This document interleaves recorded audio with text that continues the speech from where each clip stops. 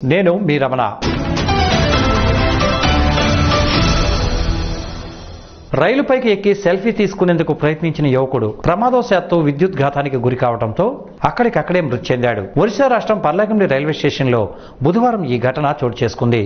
Railway station నిలిపి ఉన్న train వద్దకు ముగ్గురు యువకులు వెళ్లగా అందులో ఒక యువకుడు నిలిపి ఉన్న ఒక ట్రైన్ పైకి ఎక్కి సెల్ఫీ తీసుకునేందుకు ప్రయత్నించగా పైన ఉన్న విద్యుత్ తీగలు తగలడంతో మృతి చెందాడు. ఈ ప్రమాదంలో విద్యుత్ నిపురవలు పడడంతో కొన్ని బోగీలు కూడా అగ్నికి ఆహుతయ్యాయి. విషయం తెలుసుకున్న అగ్నిమాపక సిబ్బంది మంటలను అదుపు చేశారు. అయితే మృతుని వివరాలు తెలియలేదని, వివరాలు సేకరిస్తున్నామని, ఒరిస్సా వారోత్సవ కార్యక్రమాలను నిర్వహించాలని శ్రీకాకుళం జిల్లా ఎస్పీ అమిత్ బర్దార్ సూచించారు. దీనిలో భాగంగా శ్రీకాకుళం జిల్లా రాజం పట్టణంలో బొబ్బిలి జంక్షన్ నుండి అంబేద్కర్ కూడలి వరకు డీఎస్పీ శ్రావణి ఆధ్వర్యంలో ర్యాలీ నిర్వహించారు. ఈ వారోత్సవ కార్యక్రమంలో భాగంగా ఈ నెల 22వ తేదీ వరకు మాదక ద్రవ్యాల వ్యతిరేక వారోత్సవాలను ప్రతి పోలీస్ స్టేషన్ పరిధిలో ఒక్కొక్క రోజు ఒక్కొక్క కార్యక్రమాన్ని ప్రజలు మరియు యువతను చైతన్యపరిచే విధంగా ప్రణాళిక కార్యక్రమాన్ని చేపట్టారు. కాలేజీలకు వెళ్తున్న విద్యార్థులపై తల్లిదండ్రులు శ్రద్ధ తీసుకోవాలని, ఆవారగా తిరుగుతున్న వారిపై తల్లిదండ్రులు దృష్టి సారించాలన్నారు. లేకుంటే కుటుంబాలు ఛిద్రమవుతున్నాయని ఈ విషయాన్ని దృష్టిలో ఉంచుకోవాలని కోరారు.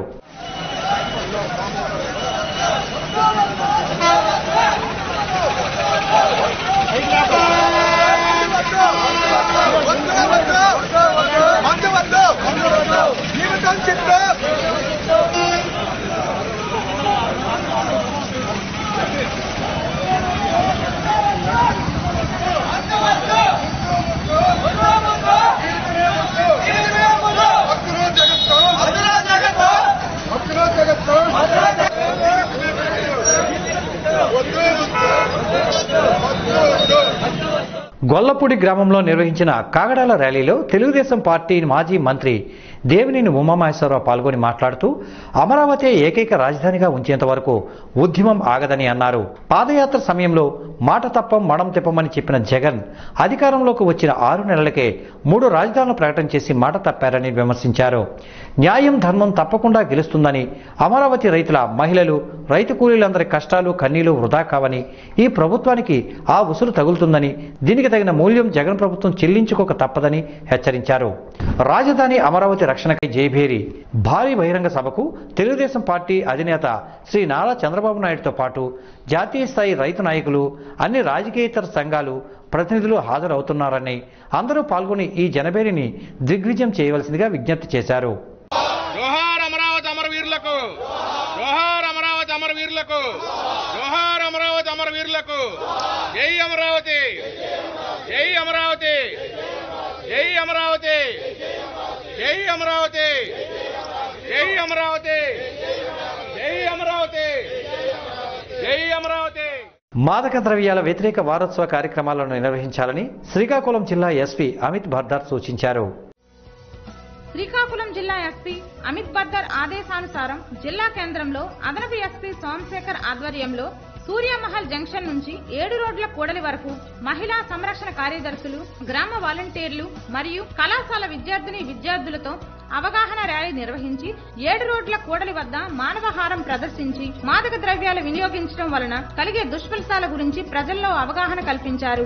ఈ సందర్భంగా అదనపు ఎస్పీ మాట్లాడుతూ జిల్లా అంతటా నిన్న అనగా 15వ తేదీ నుండి 22 వరకు మాదక ద్రవ్యాల వ్యతిరేక వారోత్సవాలను ప్రతి పోలీస్ స్టేషన్ పరిధిలో ఒక్కొక్క రోజు ఒక్కొక్క కార్యక్రమాన్ని చేపట్టి ప్రజల్లో మరియు యువతను చైతన్యం పరిచే విధంగా ప్రణాళిక సిద్ధం చేయడం జరిగిందని తెలిపారు. విచ్చలవిడితనానికి అలవాటు పడి మాదక ద్రవ్యాలకు బానిసలవుతున్న యువతను మేల్కొల్పి వారి జీవితాలను చక్కదిద్దకపోతే అదే మాదక ద్రవ్యాలకు బలైపోతారని అన్నారు. ముఖ్యంగా కాలేజీలకు వెళ్తున్న విద్యార్థులపై తల్లిదండ్రులు ప్రత్యేక శ్రద్ధ తీసుకోవాలని అన్నారు. ఈ ర్యాలీలో టౌన్ డీఎస్పీ ఎం మహేంద్ర, పోలీసు అధికారులు, స్వచ్ఛంద సేవా సంస్థ ప్రతినిధులు పాల్గొన్నారు. నర్సనపేట మేజర్ పంచాయతీలోని పల్లిపేట కూడలి వద్ద త్రాగునీటి గొట్టాలు మరమ్మతులకు గురి కావడంతో మంచినీరు వృధాగా పోతుంది. ఇటీవల రహదారుల నిర్మాణం కోసం మరమ్మతులు చేపట్టారు. త్రాగునీరు అందించే గొట్టాలు పగిలిపోవడంతోనే వృధాగా నీరు బయటకు వెళ్తుందని స్థానికులు చెబుతున్నారు. దీనిపై పంచాయతీ కార్యనిర్వహణాధికారి మోహన్ బాబు మాట్లాడుతూ ఈ పరిస్థితి తమ దృష్టికి వచ్చిందని, వెంటనే మరమ్మతులు చేయించేందుకు ప్రయత్నిస్తామని తెలిపారు.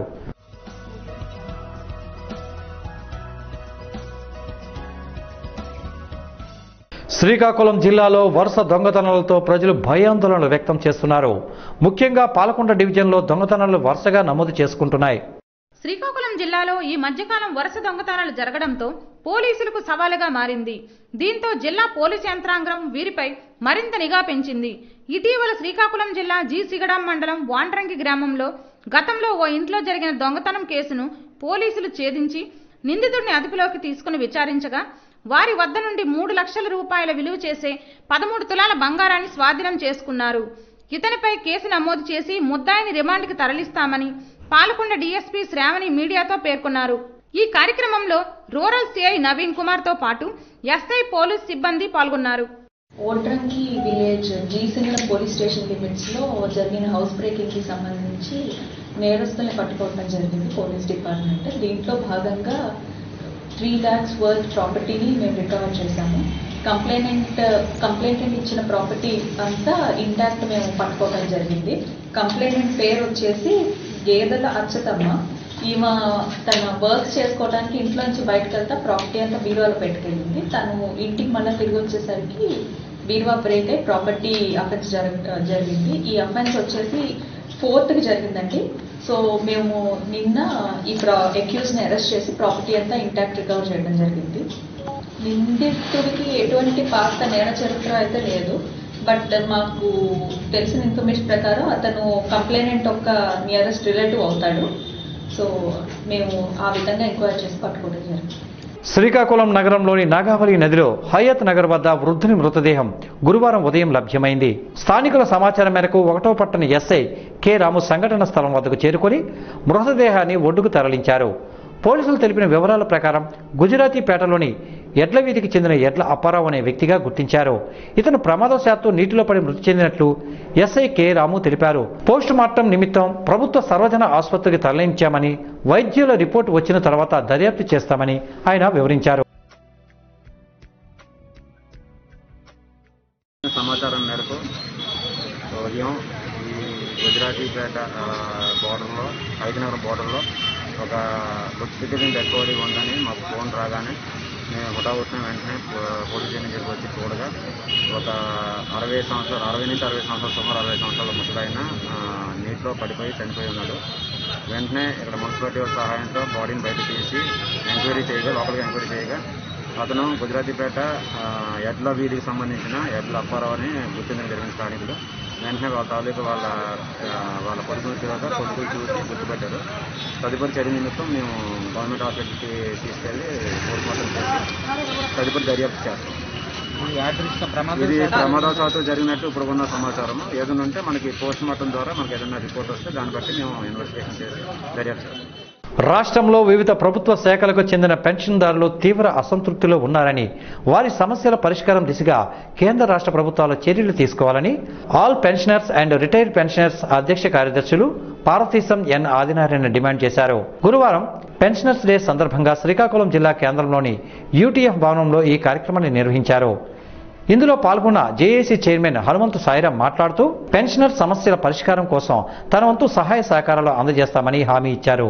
ఇటీవల జాయింట్ కలెక్టర్ను కలిసి హెల్త్ కార్డుల సమస్యలను చర్చించామని ఆయన వివరించారు. అలాగే 2020 ఆగస్టు నుంచి మెడికల్ రీఎంబర్స్మెంట్ కొనసాగింపు జీవో విడుదల చేయకపోవడంతో అనేక సమస్యలు గురవుతున్నామని ఆయన ఆవేదన చెందారు.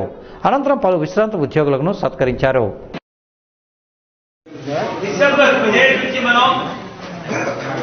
ఈ జాతీయ విద్యుత్ దినోత్సవాలు జరుపుకోవడం జరుగుతుంది. అయితే 2003 వరకు ప్రభుత్వ ఉద్యోగం పొందుతున్న ప్రతి ఉద్యోగికి విద్యుత్లు రాకపోతే అదృష్టం ఉంది. కానీ 2004 జనవరి 1 నుంచి ప్రభుత్వ ఉద్యోగంలో చేరుతున్న ఎవరికి కూడా